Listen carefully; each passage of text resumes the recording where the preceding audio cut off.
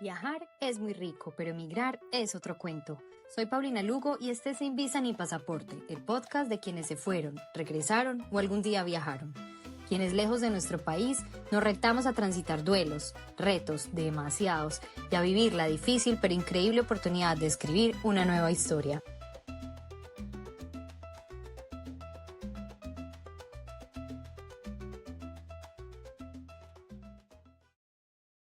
Hola a todos, estamos en un nuevo episodio de Sin Visa ni Pasaporte, el podcast. Hoy tengo una invitada muy especial, como todos mis invitados, y ella es Daniela Rojas. Dani, ¿cómo estás? Muy bien, Pau, ¿y tú? Muy bien, muy contenta de tenerte en este espacio y que podamos conversar pues un poquito de tu historia. Quiero que empecemos porque nos cuentes tú dónde te encuentras ahora, hace cuánto estás ahí y a qué te dedicas. Ok. Vivo en West Palm Beach, Florida. Llegué a Miami hace 23 años. No he salido de la Florida, pero nos mudamos a West Palm Beach hace 2 años, casi 3 años. Entonces estoy en los suburbios de los suburbios de los suburbios de la Florida. Tengo alligators alrededor mío. Y esto Wow. eso es todo lo que tengo, pero aquí estoy hace 23 años. ¿Y a qué te dedicas? Ay, hago recursos humanos en un centro de atracciones y un zoológico. Ay, Entonces, wow. sí, trabajo en Lion Country Safari. Es un parque que está fundado acá desde 1967. Hago toda la parte de recursos humanos con mi jefa, que es la manager. Y, pues, después vamos a entrar un poquito en los detalles, pero sí, estoy trabajando con ellos hace ya ratico. Bueno, súper. Entonces vamos a empezar con un jueguito, una dinámica, donde yo te voy a decir pues como una afirmación y tú me vas a responder en dónde, ¿cierto? Okey. Si yo quisiera comer algo muy delicioso, me iría para. Cali, Colombia. Si yo quisiera dormir en un lugar silencioso y placentero, me iría para. Mi cuarto. Sí. Vivo en la mitad de la nada, entonces, Ah, sí, claro, debe ser delicioso. sí. Bueno, si yo quisiera ver gente de diversas culturas, me iría para. Downtown Miami. Sí, total. Si yo quisiera irme de fiesta así inolvidable, me iría para. Andrés Carne de Res Chía. Sí.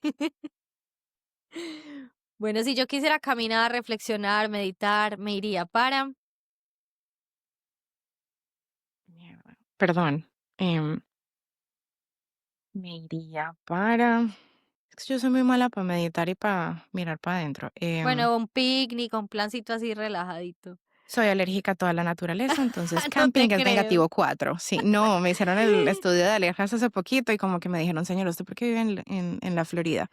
Soy alérgica a Eso. todas las palmas. Wow. No sé, creo que a mi cuarto, es como mi safe place, Bueno, y si yo quisiera sentirme en casa, me iría para. mi casa, en West Palm Beach, sí. Bueno, súper. Bueno, entonces vamos a empezar por hace muchos años atrás y es ¿por qué migras y con quién migras cuando lo haces? Bueno, yo migro cuando tengo 16 años, en plena adolescencia, pésima edad para migrar, pésima, no la recomiendo a nadie. Me faltaban 2 años para graduarme de mi colegio con todos mis amigos. Y migro porque mi mamá tiene una relación de larga distancia por 8 años y ya, pues, su esposo en el momento le dijo como: "Bueno, mira, o te venís o se acaba o qué vamos a hacer". Entonces mi mamá dijo: "Bueno, vámonos". Pero, pues, mi mamá siempre ha sido una mamá y papá desde los 8 años que yo tengo, que se divorció de mi papá, y, pues, mi mamá no se iba a ir sin mí. Nos vinimos perrito poodle, yo y mi mamá, para Miami. Una cosa es tener una relación a distancia, mi mamá siendo una ejecutiva en John Rubicam para Colgate-Palmolive, viniendo acá a ser ama de casa. Y, obviamente, pues, la relación cambia entre ellos 2 y ese matrimonio se disuelve. Viajamos solo mi mamá y yo, todos mis hermanos, mis sobrinos, mis abuelos, todo el mundo está en Colombia, solo mi mamá y yo. Venimos acá y nos dan la residencia, pues porque es por matrimonio, nos dan la residencia.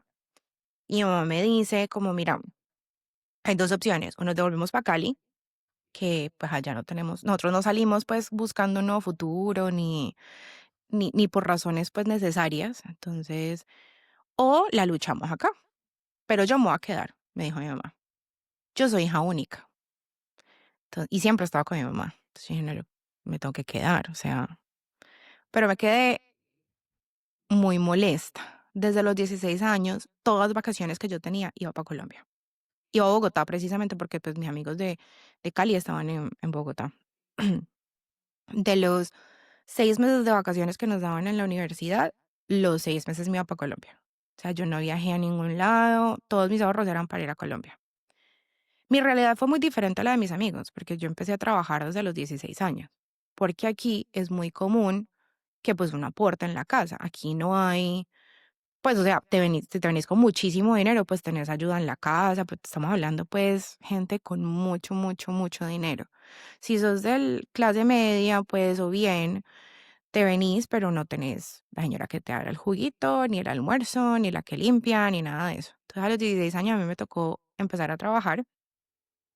¿En qué trabajabas? ¿Te acuerdas? Sí, trabajaba en una tienda que se llamaba Imagine at Home, que era un home boutique, y quedaba detrás de mi casa. Entonces yo caminaba hasta allá, trabajaba. Esos fueron los primeros años de la universidad. Nos dieron la ciudadanía y vuelve mi mamá y me dice, ¿qué vas a meterte a estudiar o seguimos o te devuelves? Porque yo siempre decía que me iba a devolver. Mi mamá seguía acá, entonces, pues nada, me quedé, hice mis dos carreras, todas las vacaciones para Colombia. Ya después de las carreras dije, bueno, ya me devuelvo, ya soy profesional, me devuelvo. Y en ese momento conozco al que es ahora mi esposo. Dani, espérame antes de que avances, te quiero Sí, preguntar algo. Hay no sé si es mito o realidad, de que es muy difícil estudiar en Estados Unidos. De hecho, muchos jóvenes pues se encaminan en ese mundo laboral y ahí se quedan por muchos años. O sea, ahí como que no es tan requisito estudiar como lo puede ser en Colombia, que ese es como el paso a seguir, que estudies una sí, profesión y trabajes, ¿cierto? sí. ¿Cómo fue pues ese panorama para ti, ya que nos estás contando que hiciste dos carreras y cuáles fueron? Ok, es muy común y tengo amigos que se quedaron con el trabajo, no hicieron carrera. Y eso no es que vayan a, o sea, no hay nada de malo, o sea, verdaderamente tengo lo que yo considero familia acá, pero verdaderamente son como amigos que se volvieron familia, de papás que no se graduaron de la universidad y se especializaron en un técnico y hacen eso y acá se le llama blue collar workers. Se llama blue collar porque el uniforme del correo es azul y el collar es azul. Entonces, todo trabajo que no requiere como una carrera, una especialización, se le denomina blue collar worker. Entonces son que el plomero, que el que pone la reja, que el que hace las revisiones de la casa. O sea, todas esas personas no necesitan una educación. A menos que sea, o sea, sí necesitan una educación, pero como en el field en que están. Sí. No van a la universidad, no son 4 años, 5 años, no, nada de eso. Pero como yo venía con el chip de Colombia a los 16, o sea, yo ya estaba literal, o sea, lista para empezar a hacer el ICFES y empezar a hacer universidad, pues. Entonces, hay dos opciones cuando llegas a este país, o te sumerges en la cultura o te aíslas en lo que tú quieres. Yo fui un mix de las dos. Cuando yo llegué, a mí me separaron de todos los latinos y me metieron en clases, porque yo ya tenía el idioma y lo tenía pues muy bien, me metieron en clases de solo americanos. Yo volví a hablar español, yo hablaba español en la casa, pero yo volví a hablar español en la universidad, faltando 2 años para graduarme, que conocí a mi mejor amiga, porque siempre fui la gringa de mi grupo de latinos, siempre fui la gringa. Soy la que oye música country, soy, porque desde chiquita que llegué a los 16 años, me aislaron de todo lo que yo tenía, like they removed me Ujú. de todo lo que, perdón el Te Spanglish, pero desarraigaron. Ujú. sí, muy a la fuerza. Entonces, por eso yo digo, cada vacaciones iba para allá, no me quería ir, no me quería quedar, pero la vida dio la vuelta Y pues aquí estoy, ya llevo más tiempo viviendo aquí que en Colombia, Ujú. sí. Pero es normal, o sea, aquí no se le ve como menos cosa al que no fue a la universidad. No, total, y aquí donde yo vivo es igual, pero en sí las posibilidades, o sea, es fácil hacerlo, es muy difícil, las inversiones son muy altas porque no todo el mundo está tan bien dispuesto a hacer eso. Es muy costoso y yo estudié en una universidad pública, que aquí es muy diferente, ¿no? La universidad pública y la universidad privada, verdaderamente los estándares son iguales, pero se denomina una universidad pública, es un poco más económico. Yo estuve becada. Yo estuve becada por la primera carrera, pero como yo soy un overachiever, quería hacer la segunda carrera. Toda esa segunda carrera me tocó sacar préstamos estudiantiles, porque es caro. Y sobre Ujú, todo si venís pensando en pesos, pues, o sea, te parece desorbitante los precios. Y, y luego hice una maestría. Me tocó ujú, sacar préstamo estudiantil para eso. Em, pero ahí conocí a mi marido. ujú, Entonces, como digo yo, es el date más caro que yo he tenido en toda mi vida. ujú. Porque, juepucha, me costó como $53,000 el date. Bueno, Dani, y contanos un poquito entonces de él, de dónde es. Él es venezolano, él es venezolano, él no lleva tanto tiempo como yo, él lleva por ahí unos 13 años, 13, 14 años. Él llegó ya más grande, él llegó de 20, 21 años, él pues sí se graduó de su colegio en Venezuela, em, empezó carrera en Venezuela, vino para acá, ellos pues como hace 13, 14 años todavía la familia de mi esposo tenía ingresos en Venezuela y tenía una compañía en Venezuela, le pudieron pagar como estudiante internacional, que es extremadamente caro. O ¿Y sea, qué diferencia hay? ok, como estudiante de la Florida, como residente ciudadano, yo pago un tuition más bajo. Y también entré en la parte de becados por ingresos, porque a mí me tocó más fácil que a mi mamá. Ujú. Entonces, esos trabajos que la gente no habla o que no se hacen en Colombia cuando venís de cierto sitio, mi mamá le tocó hacerlos. Mi mamá fue niñera, mi mamá limpió casas, mi mamá trabajó en una tienda, mi mamá hizo todo lo que a un emigrante mayor le toca para que su hija tuviera el sueño americano. Entonces, imagínate, pues, o sea, ver a tu mamá profesional que manejaba una cuenta para Latinoamérica entrando a una casa donde se ponía los guantes y lavaba un baño. Entonces, pero ella nunca le importó. Ella tenía una meta y era que yo estudiara acá y que yo saliera al otro lado. Y eso es algo que pues yo no tengo nada para agradecérselo. O sea, no hay nada por encima de ese sacrificio que hizo para mí. Como estaba diciendo, mi esposo fue estudiante internacional. Es el equivalente a ser un out of state student. Cuando tú estás viviendo en un estado en los Estados Unidos, tú pagas como in-state. O sea, si voy a una universidad en la Florida, pago un tuition de in-state, que es mucho más barato. Si yo me voy a una universidad en Tennessee, por ejemplo, o me voy a una ciudad, me voy a Colorado o a California, yo pago un tuition que es como out of state. Es 3 veces el precio de alguien Mm, que vive en ese estado. Los estudiantes internacionales pagan ese costo. Ay, mira, pagan ese costo, perdón, ujú, em, que es 3 veces el costo de una carrera normal. wow. Entonces, bueno, mi marido hizo los 2 últimos años como estudiante internacional y venimos con historias muy diferentes a la maestría también. Mi marido ya pasó de los 21 años. Durante ese tiempo, mi marido metió a su familia, a su hermano, mamá y papá, en una lotería de visas en Venezuela, antes de que empezara todo lo que pues sabemos de Venezuela. Y ellos se ganaron la lotería y Mm, llegaron aquí con residencia. Pero mi esposo, Rolando, llegó con más de 21 años. No lo acogía la ley porque era mayor de 21, que es la mayoría de edad en Estados Unidos. Entonces, la única forma de que él se quedara en Estados Unidos era estudiando. Y se metió a hacer la maestría que yo también me metí a hacer. Ellos tenían un programa en Venezuela que no me acuerdo cuál era, que el gobierno autorizaba sacar dinero de Venezuela para pagar el tuition si estudiaban cierto negocio, o sea, cierta carrera, perdón. Ujú. Y en una de ellas era negocios internacionales. Y ahí hacemos la maestría los dos. Y yo me doy cuenta mucho del lado de ellos, de lo que viene siendo no querer y no poder devolverse a su país, por miedo a secuestros, por miedo a muchísimas cosas que, pues para mí eran como, o sea, para mí, yo siempre quise devolverme a Colombia. O sea, yo no entendía, no procesaba muy bien como, no entiendo por qué tú no quieres volver a tu país. Si yo lo que más quiero en el mundo y todavía lo que yo sueño es ir a una vez al año a ver a todo el mundo, porque es que yo estoy aquí con mi esposo y mi mamá. Y pues ahora mi hijo, mi perro y mi gato. Eso es como toda la gente que tengo. No tengo más.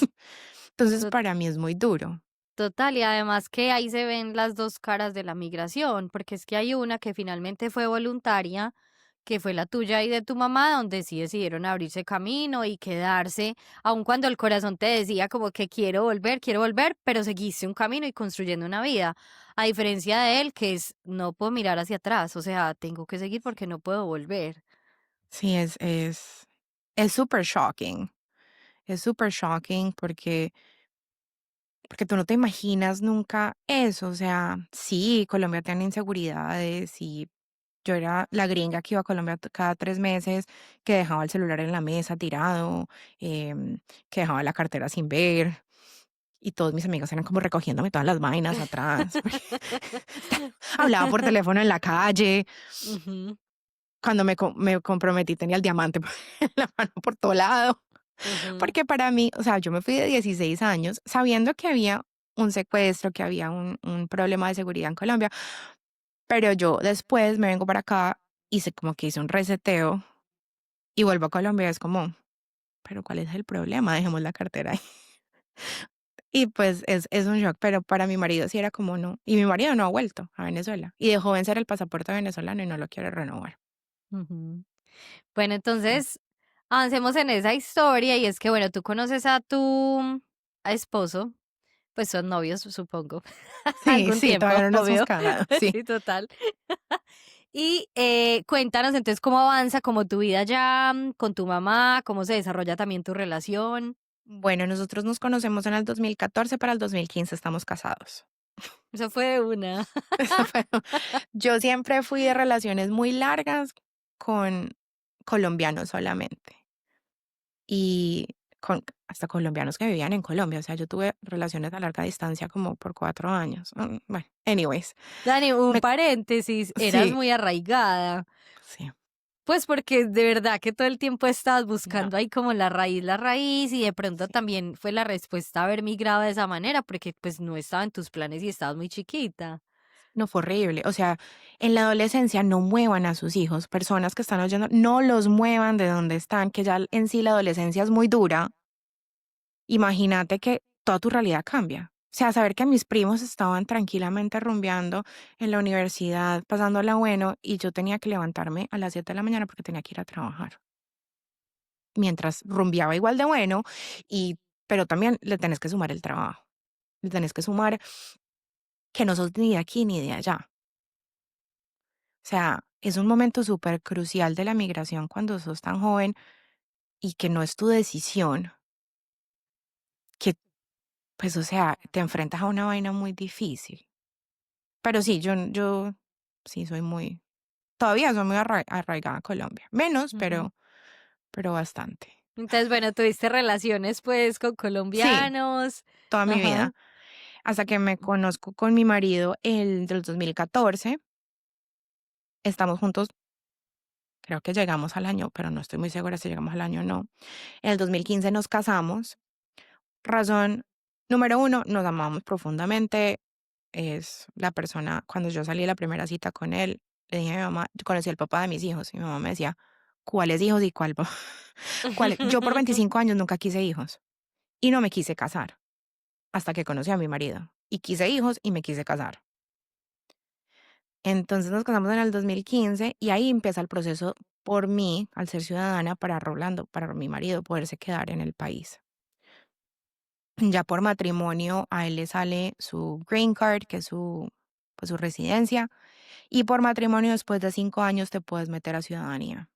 O sea, te dan residencia por 3 años, pero te cuenta el tiempo desde que te casaste para la ciudadanía, creo. Que no sé, eso lo hicimos hace mucho Sí, tiempo. en esa parte quiero pues también como aclarar y es que todos los casos son súper particulares. Entonces, si bien son tus referencias porque fueron tus tiempos y tu proceso, cada Claro, caso es súper diferente. súper. A mí me pasa lo mismo con personas que están en Francia, donde en los procesos, así sea que es que se van a casar o se casaron, las historias son muy diferentes. Entonces, digamos que es una parte que hace parte de todo este proceso, pero eso es como para cogerlo con guantes de seda porque es muy particular. No, y en Estados Unidos ahorita con la política como está, es muy difícil para latinos. O sea, sin entrar en política, para mí fue muy duro, por más de que yo soy la gringa de los latinos, sigo siendo latina, me veo latina. O sea, mi nombre es latino, me llamo Ujú. Daniela. Entonces, mi esposo es venezolano, parece más gringo que yo, pero es venezolano, tiene acento al hablar en inglés. Mi hijo es un Latin lover, o sea, mi hijo es tan, peli café, ojos cafés. O sea, somos muy latinos y para mí era muy duro ver a tu gente, o sea, siendo tratada de la forma en que es tratada ahorita. O sea, mis hermanos viajando para acá para llevar al niño a Disney, me decían, teníamos susto, todos con visa, todo regio, o sea, todo perfecto, porque ni siquiera es por nosotros. ¿Tú te imaginas el trauma que le puede causar a un niño entrando a este país? Que los manden al cuartico, que le revisen las maletas, que miércoles es muy berraco. Muy berraco. Y yo soy ciudadana y llevo 23 años en este país. Y todavía tenés como esa vaina de que sos emigrante, o sea, sos diferente. Pero bueno, volvemos a mi matrimonio. Sí, entonces, bueno, te casaste. Me casé y empieza el proceso de mi marido por matrimonio, se vuelve ciudadano. Ya llevamos 10 años de casados. Los primeros 5 años fueron maravillosos. Mi mamá consigue un trabajo en Missouri y se va a vivir a San Luis, Missouri por 5 años. Y nosotros nos dedicamos a viajar el mundo. Fuimos a Hong Kong, fuimos a Japón, fuimos a varios sitios de Europa, Francia, Italia, España, em, Latinoamérica. Mi marido ama Cartagena. Fuimos a Cartagena como 4 veces. Ama Cartagena. Si yo le digo Colombia, me dice, ¿y no podemos llevar a tu familia a Cartagena para no tener que ir a Cali? Porque yo amo a Cali y soy feliz en Cali, pero pues él no tiene nada que hacer. Ujú. Él no tiene nada que hacer. Entonces, por esos 5 años nosotros viajamos y somos newlyweds y la pasamos genial. Tengo a mi perrita, adopto a mi perrita que es mi soul dog. Ella ya pasó, she passed, no pasó, se murió, pues, Ujú. em, en un momento súper crucial para mí. Y, y bueno, después de 5 años, mi marido me dice, bueno, ya, vamos a intentar tener familia. Y pasamos los 5 años más duros de nuestra vida. Es después de disfrutar el matrimonio. La historia que pasó más dura en mi vida la pasó lejos de mi mamá, que mi mamá vive en otro estado, y lejos de toda mi familia y de todos mis amigos. Y es infertilidad. A mí me diagnostican con ovario poliquístico 6 meses después de intentar quedar en embarazo. Yo en ese momento tenía 27 años. Para darte un timeline, yo quedo embarazada a los 35. Durante todo ese tiempo, mi ginecólogo me refiere ya a un especialista que se llama endocrinólogo reproductor, donde me diagnostican con ovario poliquístico. Para ese diagnóstico te hacen muchas pruebas. Te meten un líquido radioactivo para ver las trompas si están obstruidas, te hacen 1000 exámenes de sangre, te hacen biopsia del útero, biopsia de la cervix, todo esto a palo seco. O sea, a ti no te mandan un Valium, nada. Tenga un Tylenol, tenga un Advil y para adelante. Y eso es algo muy difícil para la mujer, porque por más de que emocionalmente estás pasando por un momento donde tu cuerpo no está haciendo lo que tiene que hacer, o sea, que nació para hacer, la parte física duele mucho, o sea, es muy doloroso. Yo no me acuerdo de mi cesárea, no me acuerdo ni siquiera del dolor de mi cesárea, pero me acuerdo de todos los procedimientos que tuve durante 5 años por el dolor tan berraco. Iba a decir otra cosa. El- Se puede también. sí, el Sí. dolor más puta que uno puede sentir en la vida. Es horrible, pero bueno, tengo la primera clínica donde me diagnostican con ovario poliquístico y empezamos a hacer ciclos medicados. Y eso es súper duro para la pareja también, porque imagínate, pues uno hace el amor con el esposo cuando le da la gana, pero no, esto es a una hora porque te chequean cada día de por medio y te tenés que inyectar para ovular y haga la tarea. Miércoles, o sea, esa vaina es muy difícil. Es muy difícil para la mujer, es muy difícil para el hombre, es muy difícil para el matrimonio. En esas nosotros nos pasamos, quedo en embarazo, quedo en embarazo y pierdo el bebé. Y de ahí ya después de todo eso me mandan a hacer, ¿cómo se dice? IUIs, que eso es inseminación artificial.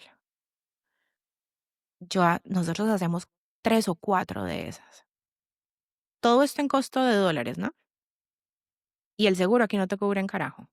Eso te Nada, quería preguntar, que en nada. Estados Unidos es muy complejo el tema de la seguridad social porque casi que es un servicio particular. Pues tengo entendido que hay seguros, etcétera, pero no cubren, Nada. pues, O sea, sí cubren. O sea, lo más recomendable para una persona que trabaja aquí legalmente con papeles y con todo es metas en el seguro de su trabajo. Es mejor que el seguro del marketplace, que es como el seguro público que tienen las personas que pueden, pues, adquirir en cualquier momento. Nosotros estábamos cubiertos por el seguro de la oficina de mi esposo, pero como era un seguro de la Florida, no cubría nada de fertilidad.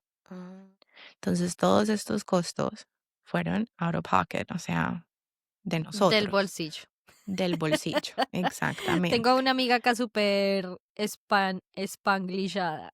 Sí, son out of pocket de tu bolsillo, Sí. literal. Entonces, durante todo ese tiempo nosotros pagamos out of pocket, porque nunca se nos ocurrió como que no vamos a Colombia a hacerlo, porque sé que Colombia es mucho más económico. Pero there's a reason why, o sea, siempre hay una razón por la cual uno toma las decisiones que uno toma. Y después te cuento por qué Colombia nunca fue una opción para nosotros. Y también, Dani, con eso es que no es tan fácil uno decir, pues dejo mi vida acá para hacerme un tratamiento más barato allá, aplican lo que sea, pues, o Sí, una cirugía estética o lo que sea. O sea, como que suspendo mi vida acá, pero entonces cómo sigo generando ingresos acá para poder sostenerlo allá. O sea, eso no es es, tan viable y más algo como tan largo plazo como lo era tu proceso. sí, no, es una vaina. O sea, muchas personas de queridos te dan como eso, pero vení, hacértelo acá. Y yo decía, pero señoras y señores, yo trabajo. ¿Cómo? O sea, ¿qué le digo a mi jefe? Ya vengo, tico, tico, tico, ya vengo. Dame No, 5. sí, Sí. dame 5, que se vuelven como 4 meses, pero yo ya Ajá. vengo, no me quita el trabajo, no puedo. Entonces, nada, todo esto lo pagamos de nuestro bolsillo y ahí yo creo que ya se nos sumaron solo en eso $10,000, solo en esos Y de por años. sí esos tratamientos son muy costosos, pues creo que todo el mundo lo son. Sí, Puede que la seguridad social en unos países cubra más que en otros, pero eso tiene fama pues de ser muy costoso. y es muy costoso. Em, y ya después de todos los tratamientos básicos que me hicieron, me sentó el médico enfrente y me dije, qué pena, pero es que usted hay que hacerle in vitro, porque algo está pasando que no cuaja con los otros tratamientos. Entonces ahí tuvimos una conversación porque estamos hablando de si fueron 10, nosotros gastamos 45 total. Bueno, el resto fuera el tratamiento de in vitro. Eran como $25,000, o sea, algo, o $20,000, o sea, una vaina muy cara. Y nos sentamos y dijimos, bueno, hay ahorros. Mi marido es una persona extremadamente, o sea, financieramente muy estable, y se lo agradezco porque yo soy una loca. em, y entonces me dijo, bueno, la plata la hay, pero vamos a buscar clínicas que tengan un rating alto, o sea, que tengan eso, todas las vainas de health aquí en los Estados Unidos son públicas y cada clínica tiene que mostrar como cuántos partos ha tenido, cuántos success stories, cuánta gente ha muerto, o sea, todo es público. O sea, tú te puedes meter en una página web y puedes decir, me voy a hacer el procedimiento de, no sé, me voy a hacer la lipo, esta clínica estética, cuántas complicaciones ha tenido, o esta clínica estética, qué tan buena es. Entonces, mi esposo se metió mucho a estudiar eso y me dijo, bueno, hay dos clínicas, nos salimos de la clínica donde estábamos porque el doctor nos dijo como, bueno, empezamos in vitro. Y María dijo, no, espérese. O sea, hay que hacer muchos, o sea, meterse in vitro es un costo muy grande y usted tiene que poner a mi esposa lo mejor que puede para que el in vitro funcione. Dani, quiero que nos expliques antes de continuar en qué consiste el in vitro. Pues Ok. también porque yo creo que cuando a uno no le han pasado estas cosas en la vida, pues uno no las considera y también el motivo del que hablábamos de tener este espacio es que muchas personas se informen del tema. Quiero hacer una pequeña introducción y es que Dani llegó al podcast gracias al podcast de Nati Orejuela, que está en México, que nos contó la historia de la menopausia precoz. Y pues Dani me escribió y se sintió como muy tocada por el tema, porque si bien no era la misma experiencia de Nati, sí era un proceso pues complicado que había vivido y quería pues como compartirlo. Entonces también es como que nos des como esas señitas importantes para aprender, además de todo el proceso. Entonces cuéntanos un poquito en qué consiste el in vitro. Ok, el in vitro básicamente te pone en premenopausia para después ponerte regia y de la mejor probabilidad para que el embrión implante. ¿Qué significa eso? Nosotros, las mujeres, o sea, naturally, ovulamos una vez al mes. Pero en muchos casos, las personas esto va a ser mucho Spanglish, they mask it, o sea, le ponen una máscara, o sea, como que cuando te pones en pastillas, que es lo primero que te hace el in vitro, como que suprime tus ovarios. Y eso puede durar durante mucho tiempo. Yo nunca pensé que iba a ser infértil, porque siempre estuve en pastillas anticonceptivas y me llegaba todos los meses y yo pensé que era perfecto. Cuando tú te das cuenta que eres infértil es porque hay mucha variación en tu periodo, pues en tu ciclo menstrual. A mí no me llegó por 6 meses. Y ahí fue cuando a mí me dijeron, no, váyase para allá. Y me diagnostican con ovario poliquístico. Y entonces, el in vitro básicamente lo que hace es crear embriones que son, o sea, el primer molécula del bebé. Entonces, hacen un proceso grande contigo, te estimulan, se llama STEMS acá, te estimulan por una semana. A mí me estimularon por 12 días porque mi AMH, que es lo que te mide cuántos óvulos tienes en tu cuerpo, era muy bajito. Entonces no me quedaban muchos. Entonces me estimularon por 12 días y a mí solo me salieron 14 huevos. De esos 14 huevos estaban maduros 7. Porque el punto es no que ovules normal, es madurar esos folículos para que tus óvulos estén suficientemente maduros para que cuando lo implanten con el semen, con el espermatozoide de tu esposo o tu pareja o el donor, creen embriones que sean viables para un embarazo. De esos 7 que estaban maduros, en últimas, todo lo que pasó con biopsia y todo, me salieron 3 embriones. O sea, y todo el mundo decía, no, trillizos. No, no, así no funciona. Así de fácil tampoco. No. Ay, trillizos, qué dicha, vas a tener No, no vas a tener trillizos. Porque de 3 embriones, la estadística es que solo nace un bebé. De esos 3 embriones, uno de esos embriones le pudieron hacer testing, que eso es, lo pellizcan, le salen una célula y lo mandan a un laboratorio donde le hacen un estudio cromosomático y ven que antes de eso te hacen un estudio cromosomático a ti y a tu esposo, porque puede haber la posibilidad de que los dos sean carriers y si se juntan, la cagada, porque pues entonces el embrión no es bueno o pasa trisomía 2 o 12 o 24, que es la del Down syndrome, o puede haber espina bífida, o sea, si tú eres un carrier y tu pareja es un carrier, cuando crean ese mix, no son viables.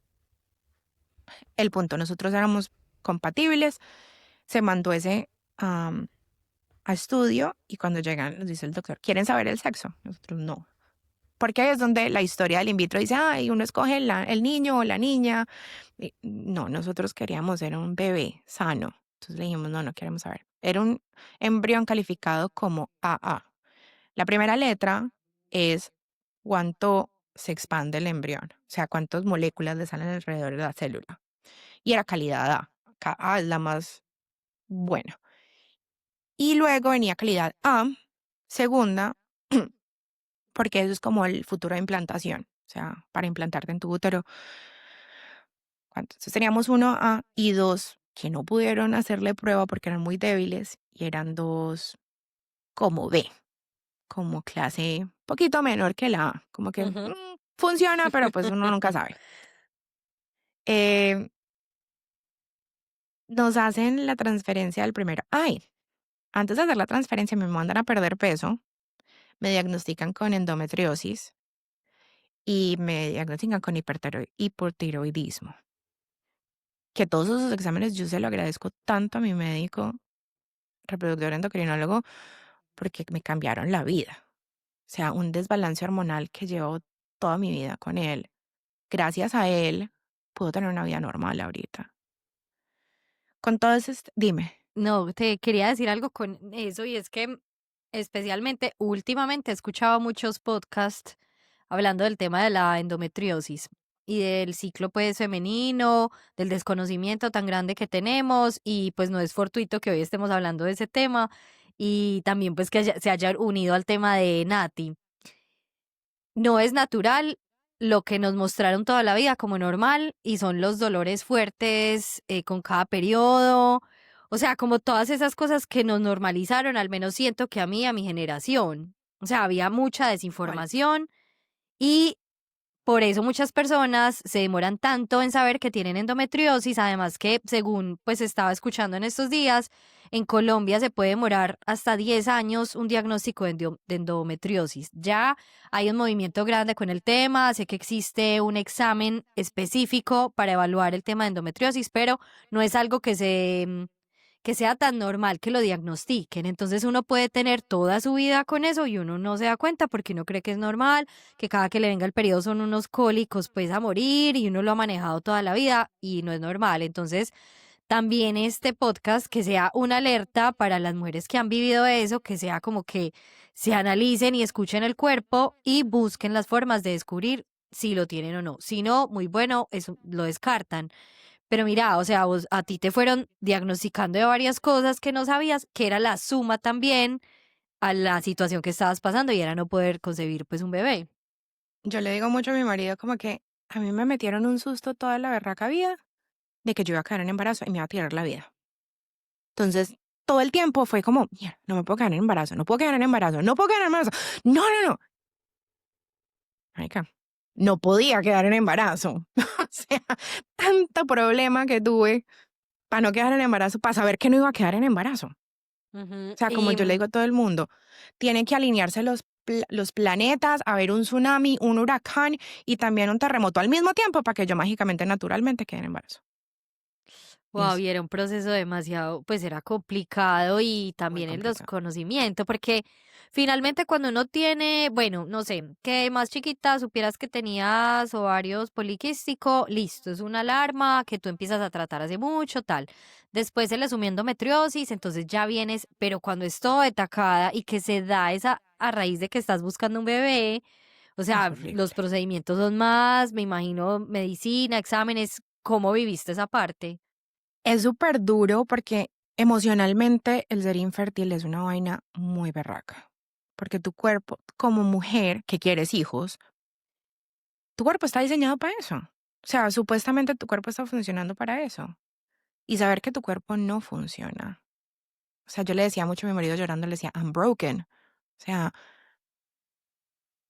Como what, estoy quebrada, sí. sí, Pues la sí, no sé, traducción, sí, o pero sea, la ajá. traducción es esa, pero como broken es como no funciono. O sea, mi cuerpo no funciona. O sea, como que no hago lo que tengo que hacer. O sea, no, it's not natural. O sea, no es o sea, what the fuck. Total.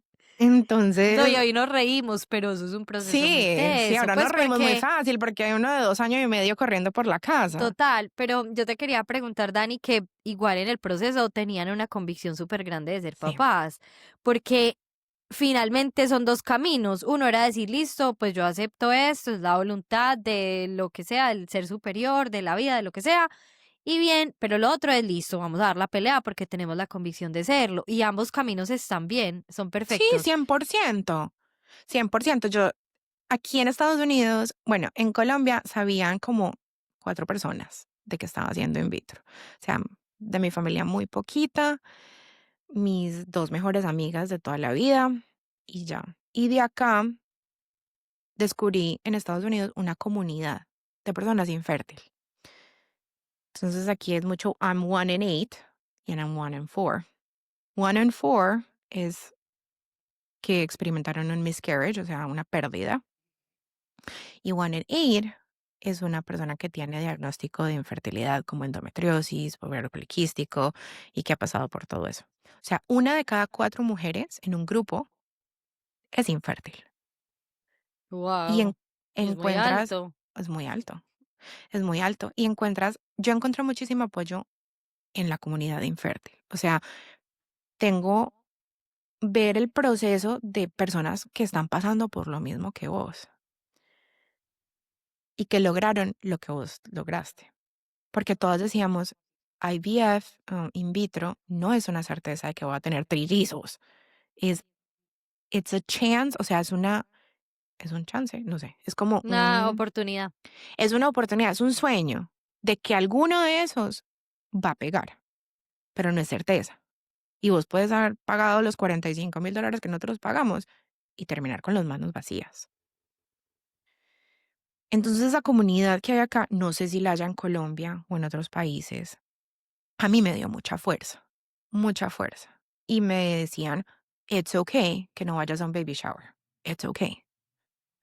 It's okay que puedas estar contenta por tu amiga que quedó en embarazo, pero destrozada porque tú no lo tienes. O sea, y me enseñó que 2 emociones pueden estar en tu cuerpo al mismo tiempo. Porque a mí me daba muy duro durante los 5 o 6 años que pasamos los procesos de que mis amigas quedaran embarazadas así y que invitaron a baby showers así. A mí me tocó bloquear mucha gente, alejarme de eso, porque me estaba haciendo mucho daño. Y son amigas de toda mi vida. Mi mejor amiga ya me golito que yo, se llama Daniela.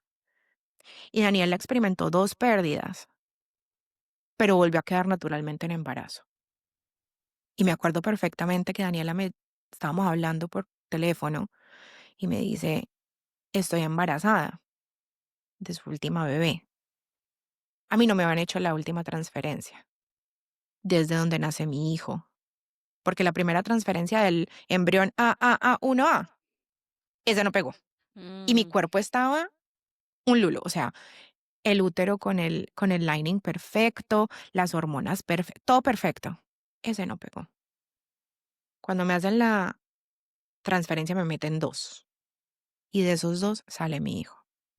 Cuando Daniela me llama y me dice estoy embarazada, yo estoy tan en shock porque no sé si me va a funcionar la próxima transferencia porque la primera me ha fallado, que me llevo a la puerta del garaje de mi casa. Dios mío. Estaba echando para atrás en el carro y como que estaba pensando como, marica, why not me? O sea, Ya iba a porque decir eso, porque yo no. porque yo no. Y es mi mejor amiga y amo y su hija es mi ahijada y, o sea, no pongo yo soy su tía. Y no es como que, qué rabia, no es rabia.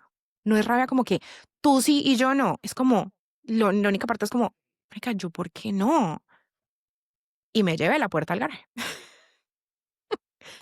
Dani, yo te quiero preguntar algo y es, ¿nunca en ese proceso pensaron en la adopción, por ejemplo? Yo decía mucho en, durante este proceso y le decía, yo voy a ser mamá. ¿Cómo? No tengo ni idea. Tengo ni la menor idea porque mi cuerpo funciona, no, me dicho, no tengo ni idea, pero yo voy a ser mamá. Tanto así que visité Chiquitines en Cali, que es una fundación de niños en adopción. Visité chiquitines, visité a los niños. Esto fue en secreto de la familia de mi esposo, de mi familia. La única que supo fue mi mamá y mi tío, arquitecto, que había participado en pues, crear la fundación, o sea, el diseño Sí. de la. Ujú. Y él fue el que me dejó, o sea, que me dio la puerta para entrar a chiquitines de esa forma, porque normalmente en chiquitines tienes que pasar un proceso sin entrar porque los niños te ven. Y Ujú. los niños dicen como, ¿me vas a adoptar a mí? ¿Me vas a adoptar a mí? Entonces es Sí, claro, durísimo, es algo emocional difícil. durísimo.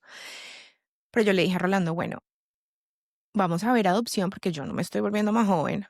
Y a medida que va pasando el tiempo, Va a ser más mi difícil. más difícil. Entonces, y no sabemos cuándo vamos a hacer transferencia porque cada vez que voy al médico me descubren otra vaina más. Entonces le dije, vamos a ver a chiquitines. Fui a chiquitines, fui a la fundación y les dije, bueno, en caso, esta es la razón por la que estamos viendo la adopción, porque yo soy infértil y eso. Me dijeron, bueno, como tú eres internacional, yo soy colombiana, pues más colombiana. Voy a chiquitines porque tú eres internacional, estás de la, en el final de la lista para adopción. Y normalmente te van a dar niños que tienen problemas mentales o problemas físicos.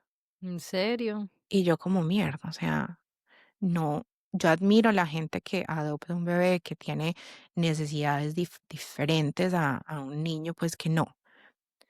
Pero ya de por sí yo estaba pasando por un infierno. Yo decía, mierda, ¿yo qué voy a hacer ahorita con un niño que tengo que mandar a terapia todos los días o va a estar en silla de ruedas o es ciego? O sea, estoy pasando por el infierno, me voy a meter otra vaina más como para ya pues morirme, porque pues ¿qué vamos a hacer?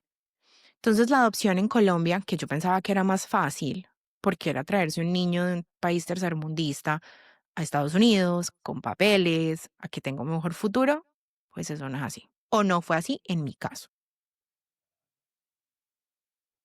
Pero bueno, llegamos a Colombia, llegamos a Miami y le digo, bueno, hay que hacer el último intento. Y mi médico me dice, ¿ustedes quieren más de un hijo? Y nosotros ya está, tenía 34 para 35 años, le dijimos, no, con uno estamos bien. Y ahí es donde me implantan los dos embriones que son clase B, los dos se implantan, pero solo sobrevive uno, que es Rafael, mi hijo. Durante todo este tiempo de embarazo, yo soy en embarazo de alto riesgo, por todas las maricadas que tengo. Hasta células, acá se llaman killer cells, que son como las células que tiene tu cuerpo para batallar como cualquier organismo interno que tiene. Bueno, pues mi organismo también estaba batallando el bebé. Entonces me tocaba ir hasta las 28 semanas a que me hicieran una transfusión de una medicina como quimio para que las células estuvieran Mm. bajitas. Em, Cada día cada semana iba a perionatal a ver el desarrollo del niño. O sea, yo no dejé de ver a mi hijo ni una semana del embarazo hasta que ya lo tuvo en brazos. O sea, yo O sea, y la control sí, total y absoluto de control todo. total y absoluto. Entonces yo mirando para atrás yo decía, porque todo el mundo me decía, no, si vas a hacer in vitro, venite para Colombia. Señoras y señores, yo iba todas las semanas a que me vieran. O sea, son 9 meses. ¿Qué hacía con los 9 meses que no tenía que trabajar?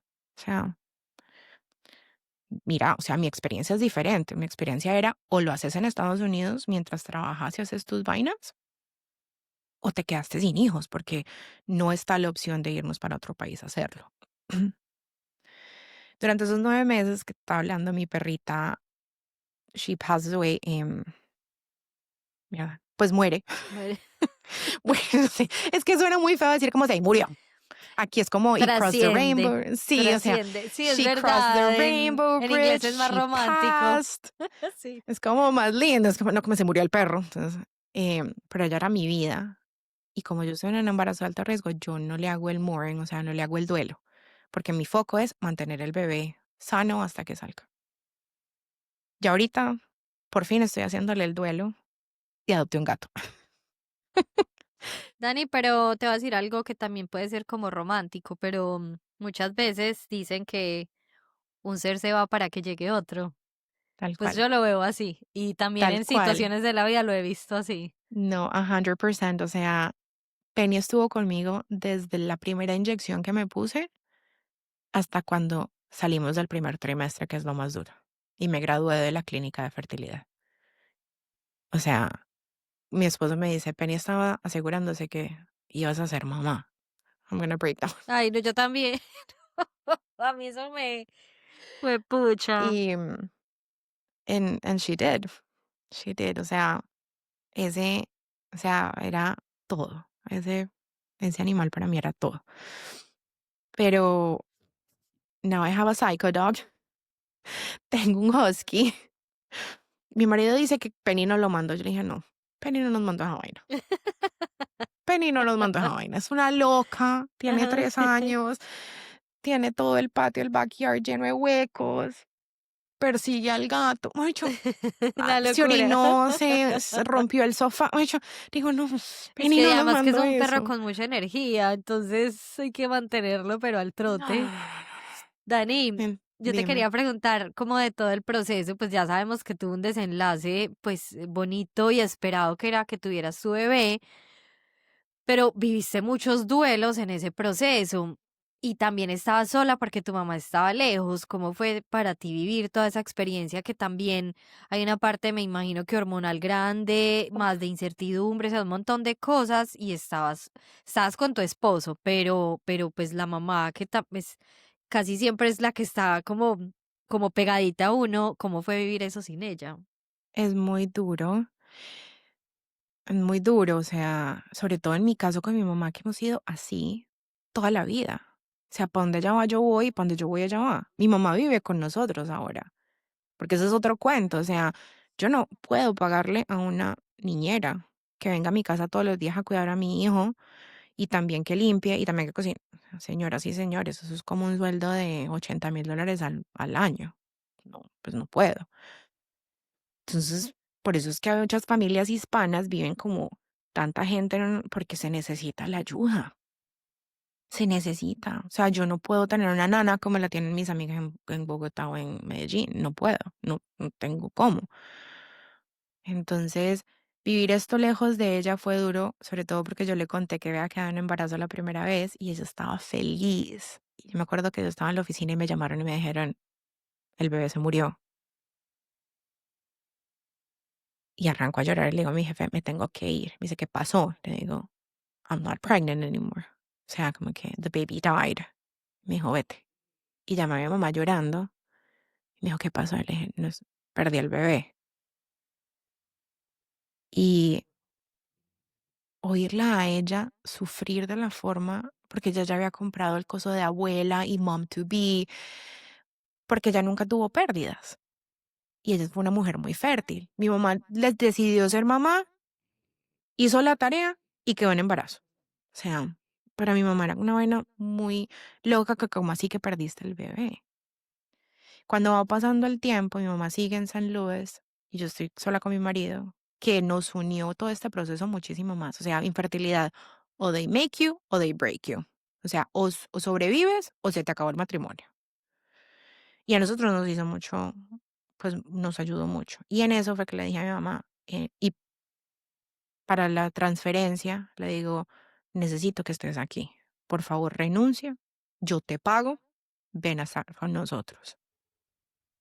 Durante un año, que pasa la primera transferencia, a que pasa la segunda donde quedo embarazada, mi mamá vive con nosotros. O sea, mi mamá empieza a vivir con nosotros y me ayuda en todo en la casa. O sea, yo no tenía que preocuparme por la comida. Todavía no me preocupo por la comida, pero No no me volví a preocupaba. preocuparme por la Exacto, no comida. volví a preocuparme por la comida. No me preocupo por la comida, no me preocupaba sino por estar bien, ir a todas mis citas médicas, ponerme todas las hormonas y estar lo mejor posible para el último chance, o sea, para la última oportunidad de quedar en embarazo. Porque hacer otro ciclo de in vitro, estábamos hablando de otros $30,000 que no teníamos. Que Demasiado. podíamos sacar, o sea, del retiro, de yo no sé qué, pero uno la piensa, uno la piensa. Entonces, mi mamá se viene con nosotros y está conmigo para la segunda transferencia, que funciona, pero durante 9 meses estábamos todos así. Sí, claro. Yo visité Triage, que es como el área de urgencias, una vez por trimestre. O sea, en el trimestre ese lo visité. En el segundo trimestre también lo visité. Y en el tercer trimestre también lo visité. Y luego volví para dar a luz. Ujú. O sea, yo era súper psycho, como que que no pasara nada. O sea, esto era el bebé más buscado del mundo.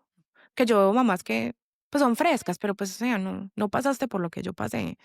Todo el mundo, sí. Sí, Dani, con eso justo hace días hablaba con una de mis mejores amigas que ya vive en Argentina. Ella tiene 2 niñas, una pues casi recién nacidita, y nos impacta mucho que se han vuelto como muy virales los videos de cuando hacen las revelaciones de género, que hay reacciones de los papás súper malas cuando no es lo que ellos esperaban. Y son unas reacciones súper agresivas, o sea, como una decepción, pero su lenguaje corporal es como que, Dios, o sea, como dolor, como frustración, como rabia. Entonces las dos como que hablábamos mucho de eso porque decíamos, qué teso, porque tienen que ser personas que internamente pues tendrán sus procesos, pero que quizás ven tener un bebé como algo muy fácil o normalmente muestran familias grandes, o sea, de varios hijos. Sí. Entonces es un proceso que quizás se ha dado muy natural y muy fácil y también como pues que en el fondo creen que pueden elegir, cuando la realidad es que un hijo es un milagro. O sea, es que el hecho de concebir un hijo es un milagro, aún en las condiciones óptimas de hacerlo. Entonces, qué teso, porque, porque con todas estas realidades y lo que hemos hablado, o sea, las enfermedades que ahora se están diagnosticando, que antes no, que también ha cambiado mucho la edad en que la mujer está pues concibiendo sus primeros hijos. Pues yo estoy a mis 39 años y quiero tener hijos y todavía no los tengo. Es el plan, pero a hoy no los tengo. O sea, como que todo ha cambiado demasiado, pero sigue siendo un milagro tener un hijo. Y cuando uno ve esas situaciones, uno dice como que fue pucha, qué falta de conciencia o de empatía o de un montón de cosas, porque hay personas que no los pueden tener tan fácil. O sea, tú eres una de ellas que, además de que el esfuerzo económico es muy grande, también es una carga emocional, es mental, o sea, es en todo sentido y es un proceso muy difícil poder tener a tu hijo ahí acostadito a donde está en este momento. Entonces, Ahorita está corriendo con el gato, pero bueno, sí. ya se despertó. Sí, sí, sí, es una vaina muy loca porque me pasó no solo con lo que ves en redes sociales, sino que me pasó muy cercano, o sea, con una amiga. Quedó en embarazo 3 veces mientras los 5 años pasaron. Y eso era como tomando pan y café y un bebé, Tomando agüita, sí. tomando agüita y otro bebé, hasta que yo dije, no, pues yo no soy tan marica, tengo que darle un momentico porque es que aquí lo único que hago yo es sufrir. Y cuando ya yo quedé en embarazo, ella va por su tercer bebé porque quieren el niño. Entonces era como, ok, vaya por el niño. Yo voy por cualquiera, pero usted Ujú. vaya por el niño. Me preguntaba como, ¿cuál fue tu proceso? Nunca se enteró. Cuando ella quedó embarazada me dice, cuéntame, o sea, show me the data, o sea, como que muéstrame científicamente qué es lo que te pasaba y cómo fue, o sea, cómo quedaste en embarazo. Y es como sacar de la ignorancia a mucha gente, porque de esto no se habla. De esto no se habla, de esto no, Dios, mejor dicho, hay muchas cosas. Y después de todo esto, la gente es muy, they're not dumb, pero como que no tienen esa empatía que tú estabas diciendo. Me acuerdo perfectamente que estábamos en una comida y alguien me preguntó, ¿y tú no vas a tener más hijos? Y yo, pues, no creo que no puedo tener más hijos. ¿Cómo así? ¿Tú no ovulas todos los meses? Y fue como, Qué teso. A mí me da muy duro la gente imprudente. O sea, y yo como, señoras y señores, ¿qué? en todos los aspectos de la vida, Dani, pues como que uno tiene que ser, o yo no sé, yo siento que también estando acá, yo sí me considero una persona muy empática. O sea, Sí. siempre trato de ponerme como en el papel del otro, si bien sea algo que yo no he vivido, o sea, yo escucho, yo trato de entender por lo que atravesó y trato de que lo que diga sea muy delicado, porque no sé la profundidad de esas heridas que puede ocasionar en esa Sí, persona. Pero hay gente demasiado imprudente que, pues, que va lanzando juicios así sin más, sin saber como el proceso del otro. A mí estas cosas me parecen que como que despiertan las vulnerabilidades más grandes, sobre todo como mujer, porque sí, quizás en el hombre parece muy obvio que él sea el que pueda tener hijos. También hay demasiados casos de hombres que son infértiles, por ejemplo. Y yo eso lo Sí, converso mucho con mi esposo. Yo digo, es que eso es una decisión de dos. Y tanto la mujer como el hombre se tienen que hacer exámenes y tienen que estar a la par, porque eso es un proceso de dos. Pero mira que culturalmente es como que la responsabilidad nos cae a nosotras. Yo te quería preguntar con esto también, ¿qué fue para ti vivirlo? Si bien tú migraste muy pequeña, tú sí eras muy arraigada, pues, a tu familia en Colombia, pero ¿cómo fue vivirlo de lejos? Porque cuando hablaba con Nati de cómo vivió su proceso, ella decía, gracias a Dios, yo lo viví lejos, porque no hubiera podido tener los duelos que tuve, o sea, vivirlo como sin cohibición, sin tener que estar explicando, quizás porque eso genera más presión en los propios procesos. ¿Cómo fue para ti vivirlo? fue y no fue como el de Nati.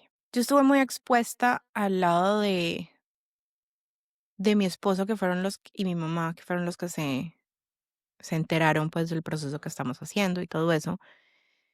Y para mí fue muy fuerte procesar eso sin tener mi apoyo. O sea, Rolando tenía su apoyo, mi marido, tenía su mamá, su papá, su hermano, ya tiene hasta tíos, primos, todo el mundo vino para acá.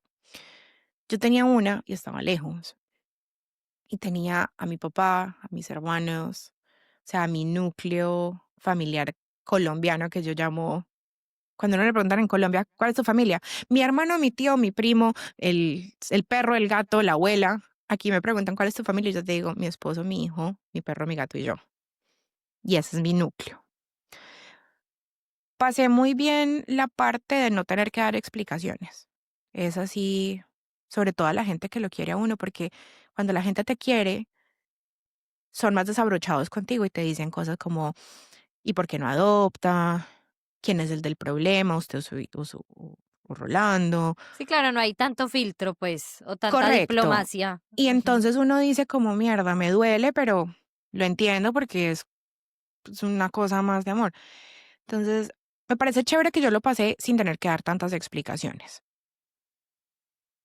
Pero como mi proceso siempre tenía la meta de tener un bebé, un hijo, necesitaba que alguien me abrazara, necesitaba que alguien me dijera, You're doing a great job, me necesitaba que alguien me dijera, o sea, mucha gente me dijo, You got this, todo va a salir bien, eres una berraca, o sea, pero no tuve a mi familia, o sea, no tuve a mis hermanos abrazándome, no tuve a mi papá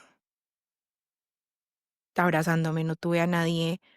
Cuando ya mudó a mi mamá para acá, literal, yo le dije, mamá, deja todo, again, o sea, otra vez, para estar conmigo. Y ahí es como que ya tengo un poquito más como de mi parte, de ese calor. Entonces sí, en parte fue muy bueno no tener que dar explicaciones y no tener que educar a toda mi familia. Porque entonces una cosa es decir, no es que no puedo tener hijos, otra cosa es sentarme como me acabo de sentar contigo y explicarte el proceso y los diagnósticos y todo eso. Imagínate uno, mi familia por el lado de mi papá son como 7 hermanos con 24.000 hijos. Entonces yo sentarme con todos mis primos como que, bueno, vamos a tener clase de biología.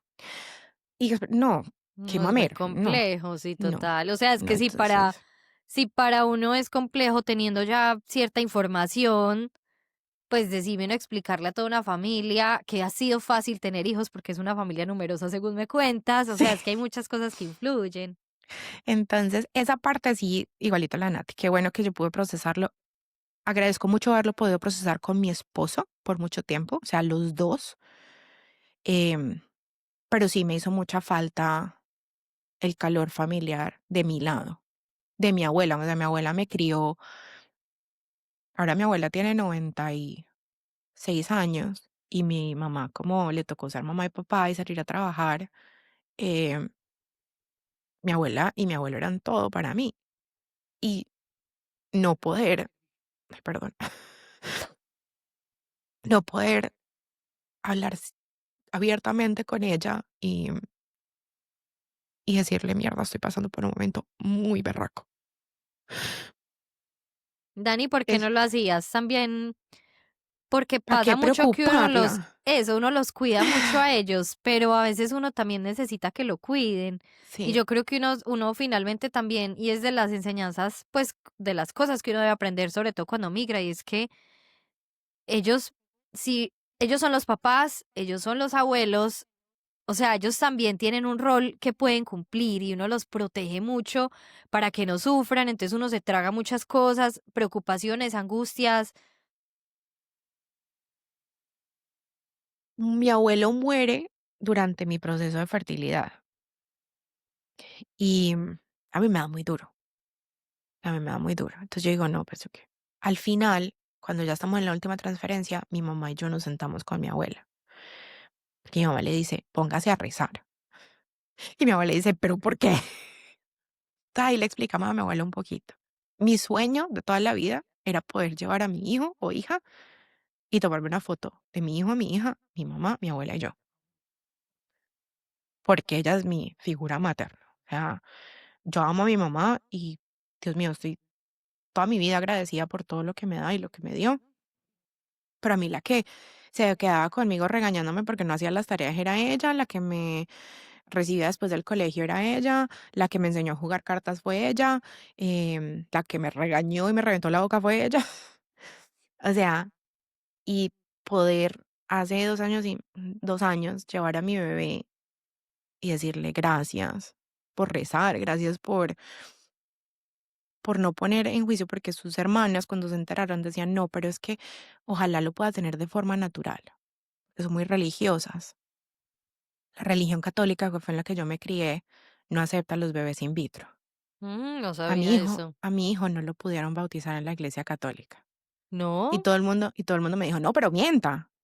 No, imagínate que yo O sea, tener pero que te mentir. piden ese requisito de si fue in vitro, okey. Pues Es dependiendo de lo, no sé si se dice ortodoxo, o sea, dependiendo de lo follow by the rules de la iglesia, sí. los bebés in vitro no son concebidos en la forma natural del sacramento del matrimonio. Wow. Entonces, sí, yo me enteré de eso cuando ya estaba embarazada. Entonces yo le dije, mamá, ni yo meto a mi hijo en la iglesia católica, que me parece el colmo. Entonces mi hijo sí está Total, es que estoy bautizado. sorprendida. Estoy Dios, mi hijo, que como en una no, pieza, horrible. total, yo no Sí. sabía eso. Y además que me parece súper, ¿cómo es la palabra? Pues como picapiedra. Pues como, pero es que no Sí, encuentro la palabra, o sea, sí, no como te entiendo. Sí, es como very sí, much no. picapiedra. Sí, Sí, hay muchas iglesias católicas que ya todo bien, o sea, no hay problema. Pero saber que la religión en sí o sea, no acepta el embarazo in vitro y la parte de la ciencia como que no, thank you, pues yo dije, no, váyanse a la mismísima. Entonces qué nosotros ahora absurdo eso. sí lo bautizamos bajo la iglesia episcopal, que es literal la misma vaina que la católica, solo que los curas se pueden casar y son más abiertos a los grupos de LGBTQ, LGBTQ+, Plus. Pero eso plus, lo hiciste en Colombia o en Estados Unidos. en Estados Unidos, Ah, okey. todo en Estados Unidos, porque em, no, no quería como que, ya para qué, o sea, ahora que mi papá ya contó la historia como toda su familia, es como que ya está ahora en the open, ya, o sea, yo los amo, pues ya para qué el abrazo. Sí, total. Además que tú me contabas que todo ese proceso, pues, fue muy silencioso y ellos se enteraron casi que cuando nació tu bebé, pues. Mi familia grande, o sea, lo que yo digo, mis tíos, mis primos, todo eso, se enteran cuando ya está Rafael. Mi familia con la que me crié, mis hermanos, mi papá, mi abuela, sí se enteran durante el proceso. Mi tío, por ejemplo, por el lado de mi mamá se entera cuando me Ah, toca con el decirle tema de como que adopción. llame de Ujú. chiquitines. O sea, de a poquito, como que se fueron enterando, pero no Sí. saben como desde qué momento empezó la vuelta hasta hace 2 años y medio que nació mi hijo. Entonces, no saben que yo era un embarazo de alto riesgo, no saben por qué tenía que ser mirada cada semana, no saben que tenía células que podían matar a mi bebé, no saben, o sea, Sí, el la historia, proceso. sí, la historia en sí no la conocen. Entonces yo los quiero mucho, pero eso también me alejó mucho de ellos. O sea, como que sí, fue decisión mía no ser tan abierta, pero son mi familia, entonces siempre uno espera como que le digan, mira, hace rato no hablas en el grupo de la familia, ¿está todo bien? ¿Te Dani, moriste? pero No, ah, sabes ok. que yo no sé si solo te ha pasado en esa situación, pero yo siento que también pasa mucho cuando uno migra. Pues lo que pasa es que uno está como en unos ritmos muy acelerados, que pues yo no sé, yo considero que yo vivo en un ritmo muy diferente al que vivía en Colombia y muchas veces uno se ausenta y como que nadie se da cuenta. O sea, es mi sensación. No, no, Entonces, no, sí, nos pasa a todos, o sea, yo soy más presente en la vida de mis dos mejores amigas, la que tiene los dos bebés y una que tiene 25.000 gatos, un perro, solo le falta el canario. em, con ellas dos soy yo mucho más presente de lo que soy con mis tías con las que me crié toda la vida. Mi mamá me tiene que decir, mándele una foto del niño a su tía. Y ya, ¿verdad? No, no. sí, total, no, y eso pasa mucho, pues los vínculos cuando uno está lejos, hay unos que se vuelven súper unidos, hay otros que en el camino se vuelven unidos, que aún en el país de uno no lo eran, pues, y es Sí, también como una cosa medio cíclica, porque también la gente está en sus cuentos, uno también se ausenta en la vida normal de uno, pues eso es como normal, sí, pues como del ciclo de la vida, pues de todos, sí. pero igual. Pues como que más que quizás herir susceptibilidades al contar este proceso, es como que uno, o sea, tú en tu situación, pero yo también lo he vivido en situaciones que me han pasado acá, como que uno busca mucho también protegerse y como que con las herramientas que uno tiene y a veces esos silencios o esas distancias son buscando también vivirlo de una mejor manera, así como lo fue para ti alejarte de esas amigas que estaban teniendo bebés, o sea, son cosas que uno lo golpean, uno se compara, uno se da muy duro y no aportan para nada en el proceso que uno esté viviendo, entonces uno también por eso se encierra mucho en uno en la pareja, lo que decías, fundamental, porque es que eso fortalece las relaciones o las acaba. Pero ustedes estaban súper convencidos del objetivo que tenían, que querían ser papás, querían disfrutar eso. Y necesitamos, por favor, fotografías de todo este proceso. Y necesito saber si Sí, lograste la foto con tu abuela, tu sí, mamá. sí la Se logró logré. la foto. Contraté un fotógrafo Ah, que no, fue a claro, tomarnos lo fotos, o sea, merecía. no fue como el tío, venga, coja la cámara, no, o sea, fue el fotógrafo con las luces y todo el cuento para esa foto. Yo salgo como un repollito, pero no me importa. Total, Dani. Quiero que te devolvas al momento en que ves la primera vez la cara de tu hijo. ¿Cómo me puedes describir ese momento?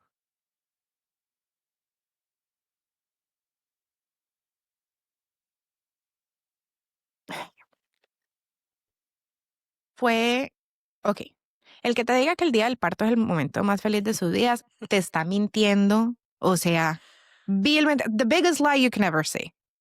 O sea, eso no es verdad, porque te dan contracciones. Yo estaba tentada en una mesa quirúrgica porque tenía que tener cesárea, em, estaba hasta aquí de drogas, les tocó dormirme porque iba a vomitar. O sea, el día del parto de mi hijo no es mi día favorito, no. Mi día favorito es al día siguiente, que ya me levanto y lo tengo al lado en la cunita y me lo pongo encima y hacemos la revelación de su nombre.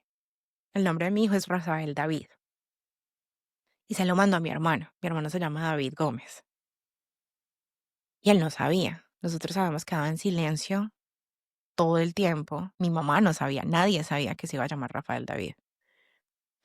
En ese momento donde yo le digo a mi hermano que él es una figura muy importante para mí, o sea, durante muchos años él fue muy, muy la figura paterna. Mi papá siempre estuvo ahí, pero él fue mucho como que mi modelo a seguir para mi esposo. En ese momento yo digo, I made it, ¿ok? Como que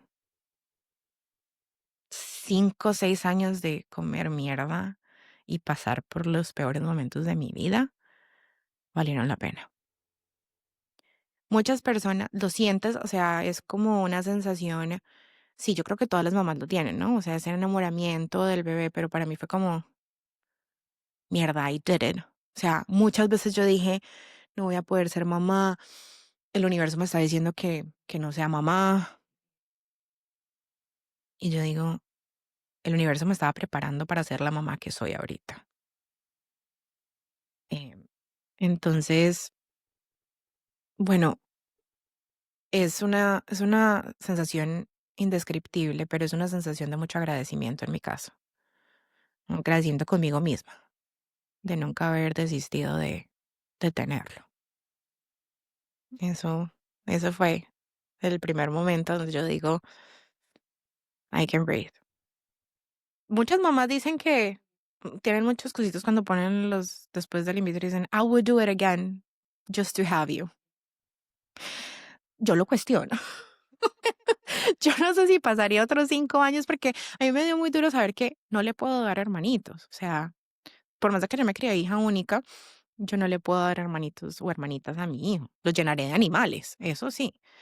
Pero es un proceso también que tenés que hacer vos sola y con tu pareja de this is it. O sea, no, no hay más. Y por más de que tuviéramos la plata, yo no sé si yo pasaría otra vez por un tratamiento de in vitro.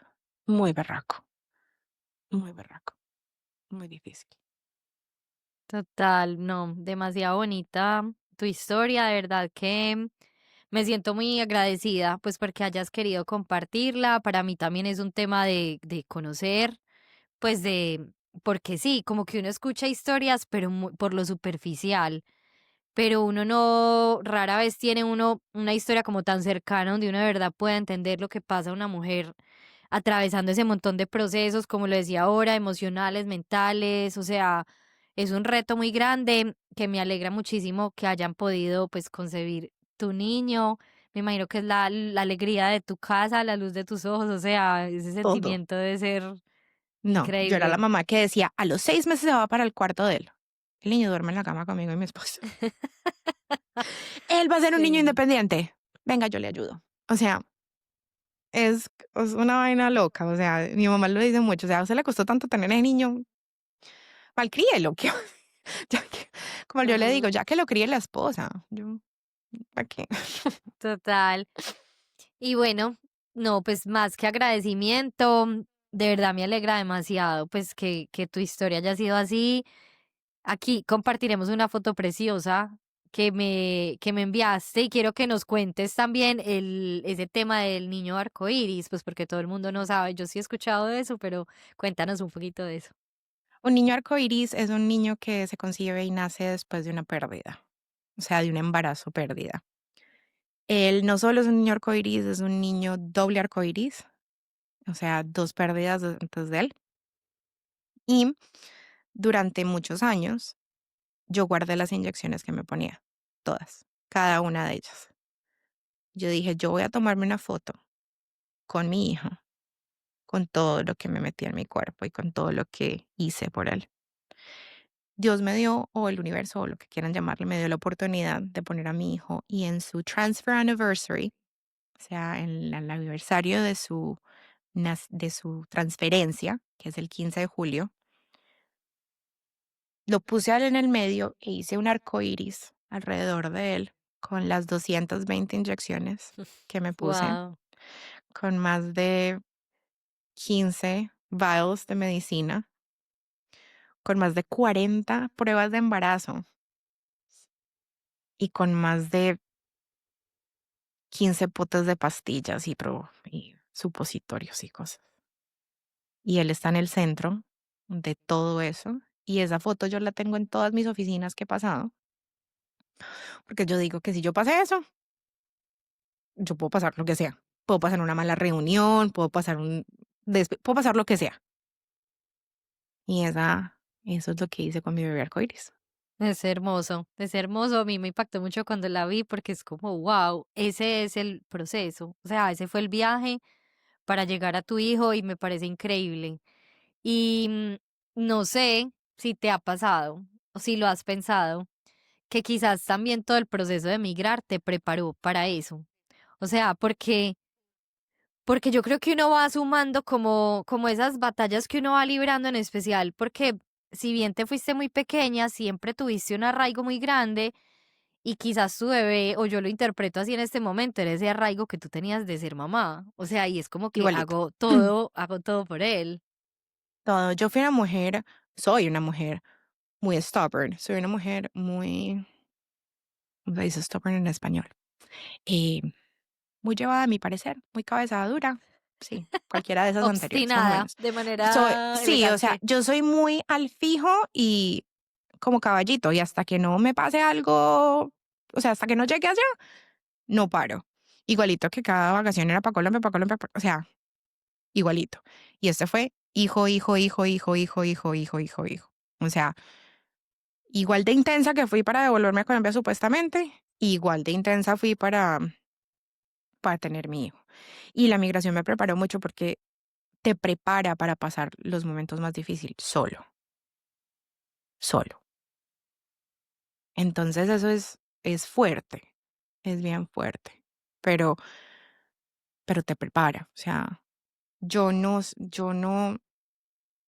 hubiera seguido todo este camino, yo creo, en Colombia. O sea, yo creo que me hubiera quedado sin hijos. Si hubieras desistido ya Sí, en la mitad del proceso. Ujú. sí. No, divino. De verdad me encanta tu historia. Y no, pues la última pregunta, pero esa sí es más como por chisme, es que quiero que nos cuentes de tu trabajo, porque me llamó mucho la atención dónde trabajas, entonces cuéntanos Ok, de eso. ay, miércoles. So, yo trabajo en Lion Country Safari, es un zoológico, es un safari. Tú vas en tu carro y tienes rinocerontes, cebras, jirafas, Wow. leones alrededor de tu carro. Pagamos muchos arreglos de carro, sobre todo por los rinocerontes. Wow. Eso sí, y yo manejo todos los daños. Ujú, Em, pero lo más importante de eso es el safari, o sea, lo que se llama the preserve. Es conservation, entonces son como, es conservation of the animal breed. ujú. Entonces tenemos gacelas, antílopes, rinocerontes, leones, jirafas, cebras, burros, no mentiras, no sé. Un mundo de animal, tortugas, capibaras, vamos a tener red pandas, boa constrictor. O sea, trabajo en un Wow. zoológico que es también atracción. Ujú. Entonces tienen un petting zoo que son como las cabritas y las, como en mi época, Como para panaca. que, eso te iba a decir, como para interactuar. Ajá. Sí, hay Sí. un, sí, como panaca. Y luego están como el trencito, yo no sé qué, para el niño, el elefante que sube y baja, el carrusel. En eso trabajo yo. Y trabajo en la Súper. parte de recursos humanos. Y es muy lindo porque como buen sitio de atracción, pagan una miseria, pero hacen el amor al arte. Entonces vos tenés el cuidador de los rinocerontes, que yo no haría ese trabajo por lo que le pagan, pero habla con una pasión de los rinocerontes. Y es un amor por cada uno de ellos. Se saben los nombres de los 24 rinocerontes, que a mí me parecen igualitos todos. Ujú. Pero uno se llama Charlie, el otro se llama Leo, el otro se llama Pedro. O sea, una vaina. Y la de las jirafas es igualito, la de las cebras es igualito. Es un amor y hay gente que trabaja ahí hace 25 años. O sea, yo doy awards de seniority. Los que acabo de acordar para este año fueron como 15, 19, 7. O sea, es una Ujú. vaina, la gente no se va porque es un sitio muy bonito para trabajar. Ahí Pero trabaja sí, mi gente hijo, apasionada por eso, apasionada entonces, por eso. qué Entonces es una vaina lindo. loca. Rafael, mi hijo, está matado Ujú. porque tiene acceso directo al parque todos los días. Queda 15 minutos de mi casa. No, necesitamos, por favor, fotos, videos, material de eso, Sí. porque muy lindo. Además que son como esos trabajos que uno no se imagina que existen. Pues como que hasta que alguien se lo Sí. cuenta, uno no se imagina que uno pueda vivir en ese entorno y más donde vives. Sí, Entonces, sí, no, no, es muy espectacular. chévere. Es mi primera vez trabajando en un zoológico y era muy chistoso porque yo llegaba a mi casa y le digo a mi marido, tenemos que contratar una señora de jirafas. Y yo no tengo ni idea dónde se contrata una señora de jirafas. Es más, Gracias a Dios. eso existe. Sí, existe gente que es enfocada en la alimentación de la Ujú. jirafa y en el cuidado de la jirafa. Gracias a Dios yo estoy con una manager que lleva 15 años ahí. Entonces mi Mm, gerente como que sabe dónde se consigue la señora de la jirafa. Yo le decía, claro. usted me suelta mi reclutamiento para el señor de los rinocerontes y le renuncio porque no tengo ni idea dónde se consigue el señor de los rinocerontes. Ujú. Pero es muy lindo. Me pusieron donde tenía que estar. Súper, qué chévere. Y Sí, esas experiencias igual, como tan diferentes, que sí. también le suman pues como a la vida que tienes. Y ya, bueno, quiero cerrar con algo que quiero que sea también como manera de reflexión. Era que tú me decías, yo soy el sueño americano. Dinos por qué. Yo soy el sueño americano porque salí al otro lado, porque tengo la casa con la cerquita blanca, el niño, el perro, el gato, pero todo lo logré, o sea, y lo sigo logrando. Eh, Se comió mucho, o sea, se pasé por muchas cosas muy difíciles, pero se logra. O sea, el sueño americano se logra. Tenés que ser muy enfocado y muy juicioso y manejar las cosas de la mejor forma posible, siempre todo, todo por la parte legal. No recomiendo a nadie, o sea, a menos de que los procesos son muy importantes, todo te llega y lo logré, o sea, yo ya estoy al otro lado. Estoy al otro lado, estoy en una carrera que ya estudié, con una maestría. Después de pasar mucho tiempo, tengo el hijo, el perro, el gato, el esposo. Igualito que una película en los suburbios de los Estados Unidos, tal cual. Espectacular. No, gracias, muchas gracias, Dani, por compartirnos tu historia. Espero que les haya gustado este episodio tanto como a mí. No sé si quieras agregar algo ya para cerrar. No, yo creo que ya nos pasamos mucho tiempo y Sí. la gente no va a querer oír mucho más. Entonces, no, pues nada, gracias a ti, Paola, pasé genial. Es muy cómodo conversar contigo, es muy chévere y ojalá que pues esto le sirva a más personas en un futuro. Ay, bueno, gracias. Y bueno, nos vemos en un próximo episodio de Sin Visa ni Pasaporte, el podcast. Despidámonos. Chao.